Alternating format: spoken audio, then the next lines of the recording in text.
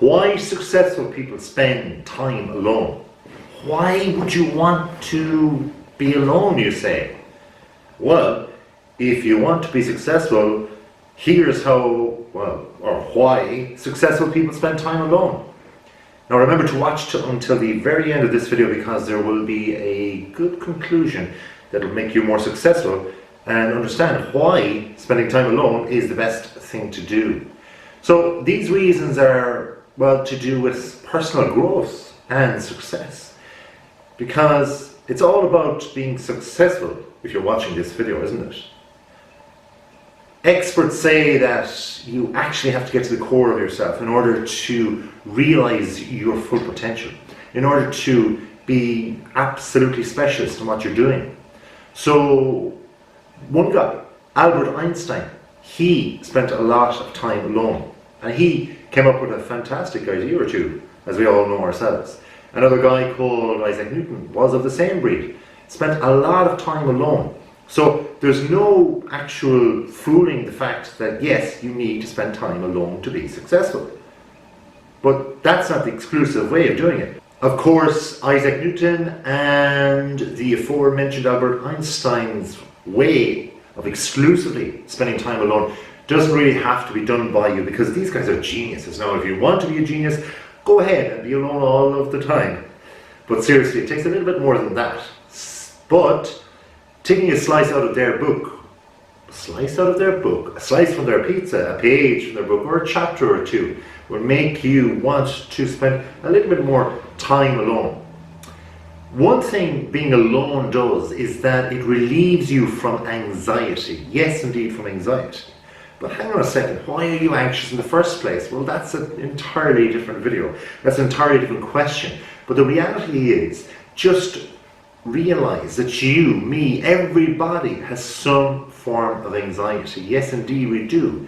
Believe it or not, we might go through our 9 to 5 and work and be as happy as the proverbial Larry, but sincerely, there's some form of person, or some form of activity, or some form of project, or something in life that comes up. It might be just going to the dentist or something once in a while that just triggers some form of anxiety. Anxiety is a natural human trait, so therefore we need to relieve it. Now, being alone allows you to actually tap into that potential, that inner potential that you have as a human being, to be able to just relieve yourself of this anxiety. Because the reality is, within all of our lives, stress builds up, and we need to be able to differentiate between what's happening within ourselves and for ourselves, and what's happening outside of ourselves and what we cannot control. And being alone, having that time, spending that time alone, allows us to take stock, I suppose.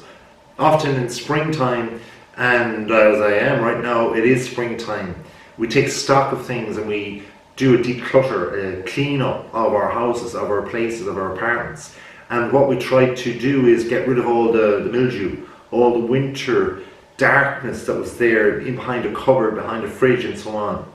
But there's more things going on in the recesses of our minds that we need to, take hold of. And spending time by cleaning physically behind a fridge or something, usually that's done alone. Let's face it, who's going to help you? If it needs to be done, you bet it, you've got to do it yourself. But the reality is, if we can do our own internal spring clean and get to the pit of our own anxieties, well, isn't that wonderful? And it just doesn't have to be done at springtime. It can be done at really awkward times or challenging times as well, because as I said, we all have that time, that little bit of time or period in our life when there's anxiety and it's kicking us, you know where. People that spend time alone, they have better memories, believe it or not. So success, now hold on a second, how do we define success? Well, I'm not talking about necessarily people that have millions of quid. I'm not talking about necessarily that people that are fantastic athletes or fantastic performers. I'm talking about people that within their own minds, most specifically within their own minds, are people that actually know they have a goal to attain, something to do, and they go out and they do it. That is a very basic, simple definition of inner personal success.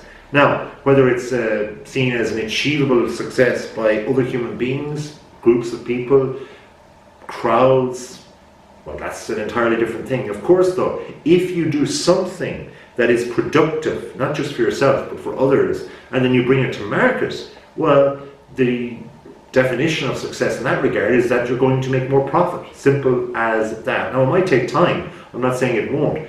But very often, things that can be personal can become professional as well. And that success can go from personal success to professional success. Like, well, that. Bing, bang, boo. Simple as that, as they say. So they have better memories, those people that spend time alone. Because there was one study I can recall from Harvard, yes, the wonderful university there in the United States of America. And here people were seen to have pleasant and even long-lasting memories when they actually experienced things completely and utterly by themselves, alone. You see, it was deduced that some solitude would give a person the correct perspective. And if you think back to, we'll say, more archaic, but in some countries still, solitary confinement in a prison was there to actually give people, well, time alone to think about their misdemeanors.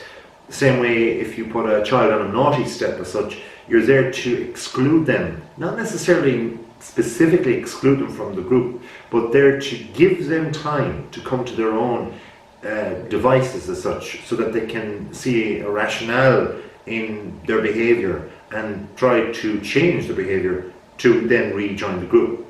So there is that in it. Other things that people actually really find helpful if they want to be successful, and successful people do when they're spending alone, and why they do it is that they tap into their creative part. Whoa, that's a little bit scary if you haven't created before. But what is being creative? Well, that's an excellent question too. I suppose being creative is just following your wandering way of just doing something outside of your own usual routine that is productive. Now that's a pretty big definition as such. It's just something that popped out of my creative brain. And that's the thing, we have a creative brain, all of us do. There's lots of people, I've seen many of them, children and older people, who go, oh, I can't create, I can't draw, I can't sing. You know what, I can't sing at all. Or can I? Can I be creative and sing right now for you? Let me think. Can I sing? Oh, I can, but I'm not going to. Because, well, I'd be singing someone else's song. So that's not being entirely creative, using my own song. Plus, you know what? I'd be ripping off the, well, singer, songwriter. But the reality is I wouldn't be, because if you heard my voice, you would know that when I sing, you would turn off this video. Anyway, point being is that tap into your creativity if you want to get to the realms of your deep success potential. Sometimes there can be, I suppose, distractions and things that put us off our course of action of what we want to do in life, where we want to go, and even the day-to-day things can be just very choreful, if that's a word. I just made it up. It is so. It is. I've been creative after all. But the thing is, yes, chores, the day-to-day things we need to do, the cleaning, the cooking, the exercising, and so on, those things can be challenged by just stresses and external stimuli. But if we tap into our aloneness, being alone, having and enjoying that solitude, the creativity can come, and actually we can go beyond those things, that the mundane day-to-day activities and routines, and improve them and make them easier and double task and such things like that. Often busy work is just killing your productivity. People often say, oh, I want to be busy, busy, busy, and then they spend time with people just to be busy. But the reality is they're killing their overall potential to be productive, and to be not just personally productive, but to be successful within their own realms, and hyper successful, and even bring it to market and make some cash, man. Often people who spend time alone that are successful, they understand who they really are. Some solitude will give them that perspective They realize their own reality within themselves. Now, okay, I'm going a little bit deeper here, but you just try it.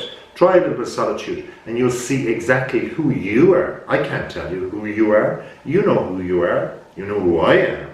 But you find yourself by being alone. People that are successful, then they tend to have better relationships. Now, it might sound ironic, because how can you relate to people if you're not used to relating to people? But the reality is, you're relating to yourself. And the hardest person to get to know is not me, not that person around you, but yourself. How challenging is that? Well, it's as challenging as you are. It's as challenging as the complexity that you feel yourself you are. But imagine if you went through your life, hopefully 70 plus years, a whole big lifetime. You never got to know one thing. You went to school for years. You went to work for years, had marvelous experience, became an expert in something. You had degrees, but you didn't really know. You hadn't true knowledge of yourself. Sad, but true. Many people do it. People that are focused are more successful. One study I can recall as well, where there were students who were alone, and they actually pitted them up against, in different groups, basically people that studied with people in groups, and those that studied alone. Now, don't get me wrong, from an education perspective, there are huge advantages of studying in groups, such as sharing and testing each other and so on. But this particular study identified that students who actually had time alone and then had time to solitary reflect on things actually had better concentration. So you fast forward to the examination process, and what happens? You're under pressure. Under pressure. Pressure. Going down. Okay, I'm not going to start singing right now because we're getting towards the end of this video and you want the big bang. The big bang is your concentration, or part of it, to concentrate enough to be this far into the video. So well done. You're on the way to being successful. Another thing is alone time increases. Empathy, empathy, empathy. Why is empathy important? Because empathy leads through your solitude to understand. If you can understand all your anxieties, if you can understand all your ups and downs, you don't have to write them on a wall. You don't have to email them to people or post them on social media. All you need to do is know for yourself. Know thyself, and whoa, you'll know a lot more. That solitude then creates productivity. And this is where I'm going to wrap up this video that I'm doing alone right now. Oh no, I'm in solitude. Jeepers. Anyway, productivity. So you can go from a complete novice, a person who really doesn't have a clue and is afraid of themselves, who is busy all the time, who has done all the other things, but yet just doesn't do it alone. But give yourself that solitude, and believe it or not, personal stuff will come up, but you'll deal with it because you become more productive as a person. And then this can be brought to market. So everybody has the potential. Everybody has the potential to make lula, cash. Bingo. What about that? Be alone, be rich. Not a bad old motivation. So, thanks for watching. Until next time, have a wonderful day. And if you haven't subscribed, please do. Thank you very much if you have. Great day to you too, and make it wonderful.